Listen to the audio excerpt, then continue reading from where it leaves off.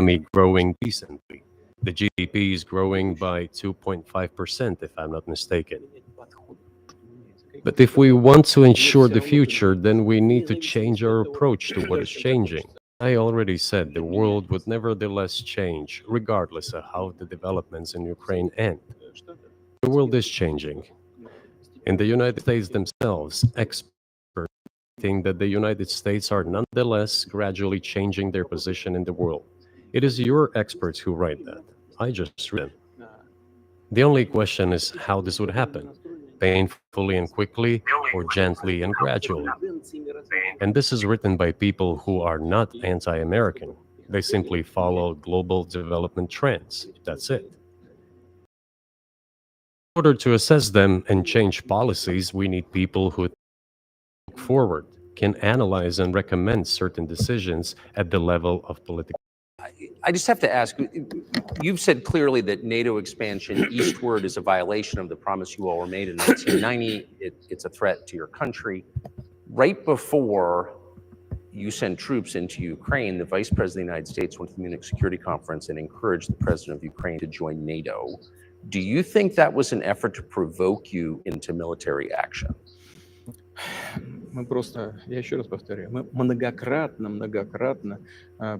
I repeat once again, we have repeatedly proposed a solution to the problems that arose in Ukraine after 2014 coup d'etat through peaceful means. But no one listened to us.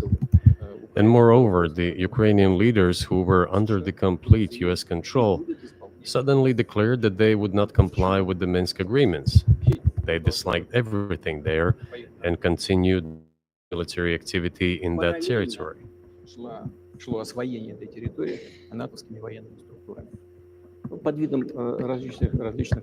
And in parallel, that territory was being exploited by NATO military structures under the guise of various personnel training and retraining centers. They essentially began to create bases there. That's all. Ukraine announced that the Russians were a non-titular nationality, while passing the laws that limit the rights of non-titular nationalities in Ukraine. Ukraine, having received all these southeastern territories as a gift from the Russian people, suddenly announced that the Russians were a non-titular nationality in that territory. Is that normal? All this put together led to the decision to end the war that neo-Nazis started in Ukraine in 2014. Do you think Zelensky has the freedom to negotiate a settlement to this conflict?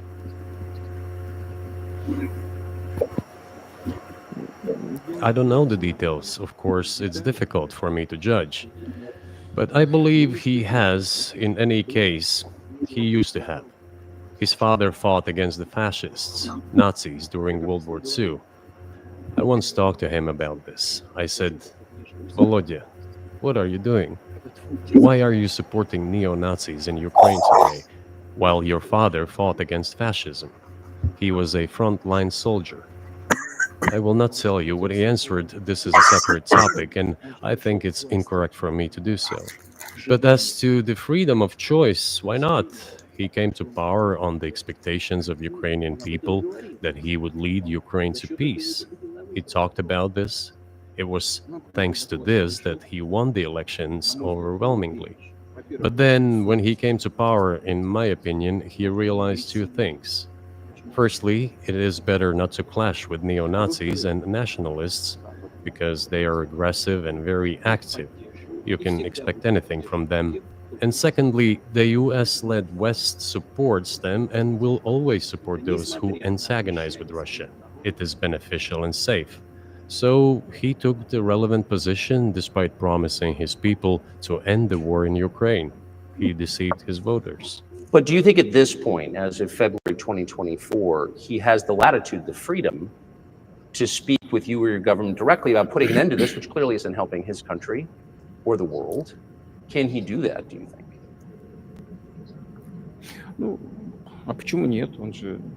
Why not? He considers himself head of state. He won the elections. Although we believe in Russia that the coup d'etat is the primary source of power for everything that happened after 2014. And in this sense, even today, government is flawed. But he considers himself the president, and he is recognized by the United States, all of Europe, and practically the rest of the world in such a capacity. Why not? He can. We negotiated with Ukraine in Istanbul. We agreed. He was aware of this. Moreover, the negotiation group leader, Mr. Arahamiya is his last name, I believe still heads the faction of the ruling party, the party of the president in the Rada. He still heads the presidential faction in the Rada, the country's parliament. He still sits there. He even put his preliminary signature I am telling you about. But then he publicly stated to the whole world we were ready to sign this document, but Mr. Johnson, then the Prime Minister of Great Britain, came and dissuaded us from doing this, saying it was better to fight Russia. They would give everything needed for us to return what was lost during the clashes with Russia, and we agreed with this proposal. Look, his statement has been published. He said it publicly. Can they return to this or not? The question is, do they want it or not? Further on, President of Ukraine issued a decree prohibiting negotiations with us. Let him cancel that decree, and that's it. We have never refused negotiations, indeed. We hear all the time, is Russia ready? Yes, we have not refused. It was them who publicly refused. Well, let him cancel his decree and enter into negotiations. We have never refused. And the fact that they obeyed the demand or persuasion of Mr. Johnson, the former Prime Minister of Great Britain, seems ridiculous and very sad to me, because as Mr. Arakamiya put it, we could have stopped those hostilities with war a year and a half ago already. But the British persuaded us and we refused this. Where is Mr. Johnson now? And the war continues. That's a good question. Where do you think he is, and why did he do that?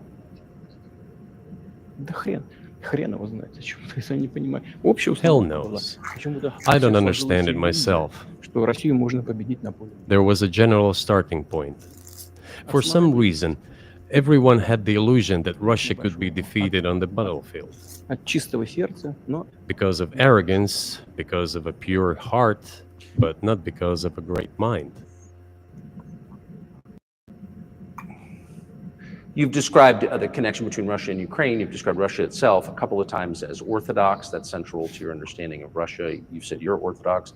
What does that mean for you? You're a Christian leader by your own description. So what effect does that have on you?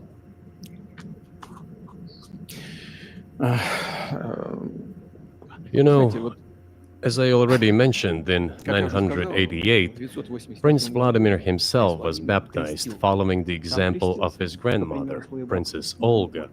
And then he baptized his squad. And then, gradually, over the course of several years, he baptized all the Rus. It was a lengthy process, from pagans to Christians. It took many years. But in the end, this orthodoxy, Eastern Christianity, deeply rooted itself in the consciousness of the Russian people. When Russia expanded and absorbed other nations who profess Islam, Buddhism, and Judaism, Russia has always been very loyal to those people who profess other religions. This is her strength. This is absolutely clear. And the fact is that the main postulates, main values are very similar, not to say the same, in all world religions I've just mentioned, and which are the traditional religions of the Russian Federation, Russia. By the way, Russian authorities were always very careful about the culture and religion of those people who came into the Russian Empire. This, in my opinion, forms the basis of both security and stability of the Russian statehood. All the peoples inhabiting Russia basically consider it their motherhood. If, say, people move over to you or to Europe from Latin America, an even clearer and more understandable example, people come, but yet they have come to you or to European countries from their historical homeland. And people who profess different religions in Russia consider Russia their motherland. They have no other motherland. We are together. This is one big family, and our traditional values are very similar. I've just mentioned one big family, but everyone has his, her own family. And this is the basis of our society. And if we say that the motherland and the family are specifically connected with each other,